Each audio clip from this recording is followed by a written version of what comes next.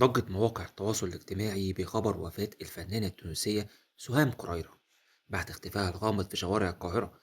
الخبر نزل كالصاعقة على جمهورها في تونس، وطبعا فتح باب التساؤلات عن اللي حصل للفنانة في أيامها الأخيرة وعن سبب وفاتها. والقصة كانت حزينة، بدأت لما كانت أهلها في تونس بيسألوا عليها وما كانش بترد عليهم، فاتصلوا بالسفارة التونسية في مصر.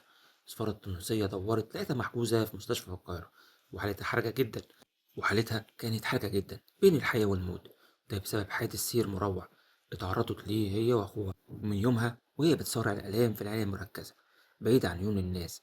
سهام قريرة اللي عرفناها بصوتها الساحر في زهرة بنفسك وتحت الياسمينة في الليل كانت دايما بتقول إن مصر هي بوابة الشهرة والنجومية بالنسبة ليها، وبالفعل قدرت تسيب بصمة في المهرجانات العربية وبصوتها اللي ملهوش زي.